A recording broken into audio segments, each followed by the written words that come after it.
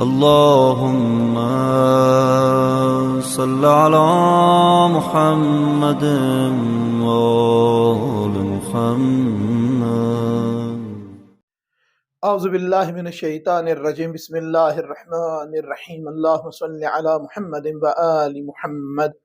میرے تمام سننے اور دیکھنے والے مومنین اور مومنات کو میری طرف سے میرے چینل ناطق قرآن کی جانب سے السلام علیکم. جناب سیدہ فاطمہ الزہرا سلام اللہ علیہا کے فضائل و مناقب اس قدر زیادہ ہیں، جنہوں نے بیان کیے سو بیان کیے. جنہوں نے ان مناقب و فضائل کو چھپایا گھٹایا، ان کو بھی معلوم تھا کہ اگر ہم نے بالکل جناب سیدہ کا تذکرہ نہ کیا تو لوگ ہماری کتابوں پر یقین ہی نہیں کریں گے کہ یہ کتابیں مستند ہیں. اپنی کتابوں کی صداقت کے لیے، اپنی کتابوں کی عزت کو بحال رکھنے کے لیے، اپنے کتابوں کے جو مجموعہ احادیث ہے اس کو معتبر کرنے کے لیے ان کو بھی جناب سیدہ سلام اللہ علیہ کا تذکرہ اپنی کتابوں میں کرنا پڑا.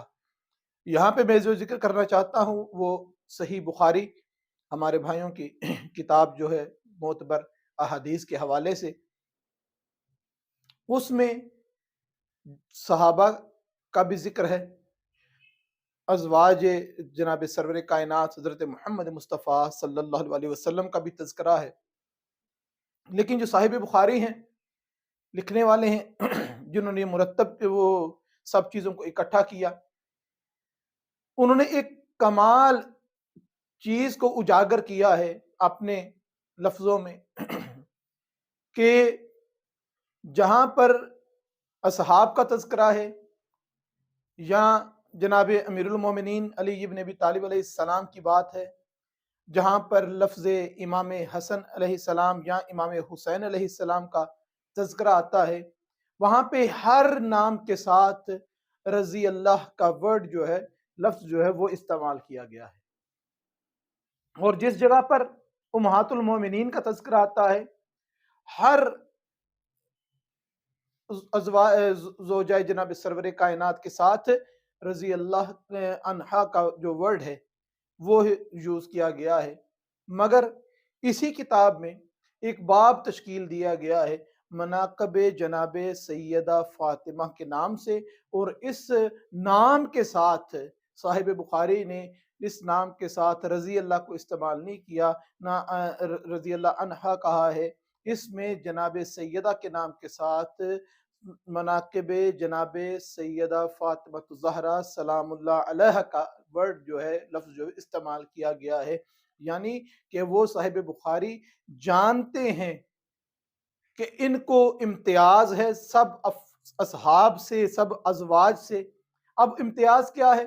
اس چیپٹر کے اندر انہوں نے 2 احادیث جو ہیں وہ تذکرہ کی ہیں جناب سیدہ کے مناقب کے حوالے سے، اور وہ اگر حدیث پر انسان عمل اور غور کر لے، وہی ٹوٹل جناب سرور کائنات کی تبلیغ جناب سیدہ کے حوالے سے جو ہے اس کے اندر آ جاتی ہے.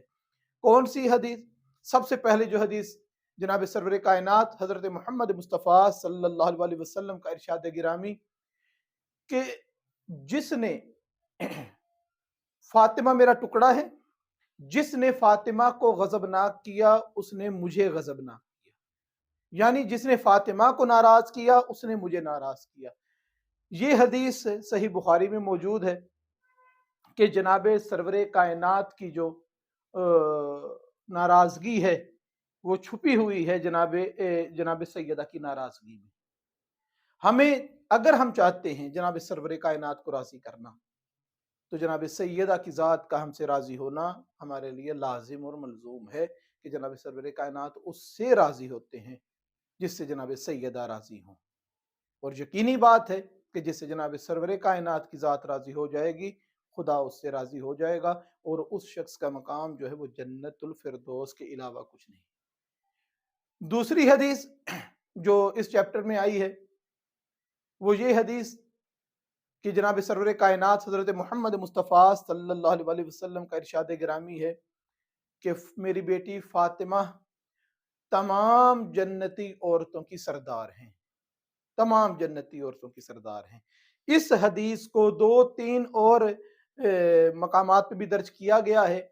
सही मुस्लिम में भी दर्ज है और मुख्तलिफ अल्फाज से बार-बार ये हदीस आई है। बाज़ दफ़ा ये आया है कि मेरी बेटी फ़ातिमा तमाम आलमीन की ख़वातीन की सरदार है, मेरी बेटी फ़ातिमा मेरी उम्मत की ख़वातीन जो उनकी सरदार है। ये तमाम हदीसें आई, मतलब ये बनता है कि औरत किसी भी शोबे में हो, वो सरवरे कायनात की उम्मत से हो, वो मोमिनीन की ख़वातीन हो, वो आलमीन की ख़वातीन हो, या वो जन्नत की ख़वातीन हो, हर जगह पे सरदारी है तो जनाब सैयदा फातिमा ज़हरा सलामुल्लाह अलैहा की। और जो सरदार होते हैं वही सरदार होते हैं, जो बाकी होते हैं वो रियाया होती है। रियाया कभी सरदार से बुलंद नहीं हो सकती। इस आलमीन की ख़वातीन भी अगर हैं तो जितनी भी हैं और जो जो भी हैं वो जनाब सैयदा की रियाया में शामिल होंगी, जनाब सैयदा से अफजल नहीं होंगी। इसी तरीके से जन्नत के अंदर भी जब जनाब सैयदा की सरदारी कायम होगी और जो जनाब सरवर कायनात ने ऐलान भी किया कि ख़वातीन की सरदार जो होंगी जनाब सैयदा हैं, तो वहां पर भी जितनी ख़वातीन जन्नत के अंदर जो जो उनका रुतबा होगा, जो उनका मकाम होगा, जिस जिस नबी के साथ मुंसलिक होंगी, जो परवरदिगार ने उन्हें इज्जतें रिफ़्फ़तें दुनिया में अता की होंगी, मगर जन्नत में रहने के लिए जनाब सैयदा की रैयत बन के रहना पड़ेगा, जनाब सैयदा की रियाया बन के रहना पड़ेगा। वहां पर जनाब सैयदा की सरदार कोई खातून नहीं होगी। अब यहाँ पर जो एक मसला आता है, बात को मैं ख़त्म करता हूँ कि मैंने ये 2 अहादीस सही बुखारी से लीं।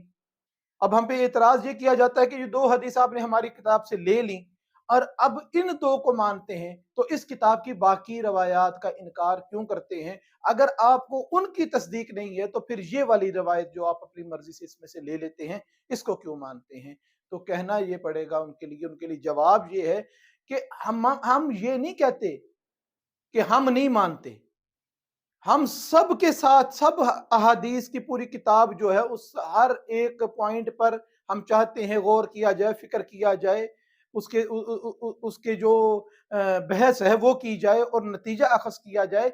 लेकिन सबसे पहले उन अहादीस को अलहदा कर लिया जाए जो हमारे मसलक के एतबार से, हमारी किताबों के एतबार से, हमारे रेफरेंस हैं हमारे पास, उनके एतबार से जो हम कहते हैं आप भी उन अहादीस को मानते हैं, पहले उनको जुदा कर लिया जाए और फिर जो बाकी रह गई हैं उन पे बहस की जाए। हमारा 2 अहादीस को सही मानना पूरी किताब के मोतबर होने की दलील नहीं बनता। ये वो हदीस हैं जो हमारी किताबों में भी मिलती हैं, मासूमीन अलैहिस्सलाम से भी रवायत है, हमने इनको तस्लीम कर लिया है। इसके अलावा और भी जो अहादीस इन किताबों में हों, जो हमारे मासूमीन अलैहिस्सलाम की रवायात से मिलती हों, हम उनको भी मानते हैं। मगर इसका मतलब ये नहीं है कि जो अहादीस मासूमीन अलैहिस्सलाम से नहीं मिलती हम उसको भी मोतबर करार दें। हमने इनको इसलिए माना है कि ये हमारी किताबों में भी मौजूद हैं, मासूमीन अलैहिस्सलाम से भी मिलती हैं। हम इनको साइड पर करके आपकी बाकी हदीसों के साथ बहस करने का हक रखते हैं कि उसको साबित किया जाए और देखा जाए कि सही कौन है और गलत कौन है। परवरदिगार से दुआ है कि परवरदिगार हमको इस दुनिया में जनाब सैयदा की कब्र अतहर की तामीर होती हुई देखना नसीब फरमाए, उनके रोज़ा मुबारक की तामीर देखना होती हुई नसीब फरमाए, उनके रोज़े की ज़ियारत परवरदिगार हमें नसीब फरमा और जब हम दुनिया से चले जाएँ तो जनाब सैयदा फ़ातिमा ज़हरा सलवातुल्लाह अलैहा की शफ़ाअत हमें नसीब फरमा और दुनिया में हर जगह पर, हर मकाम पर जनाब सैयदा के साथ मोहब्बत रखने और जनाब सैयदा का हक मानने और जनाब सैयदा का हक बयान करने की परवरदिगार हमें तौफीक अता फरमा। वमा अलैना इल्लल बलाग।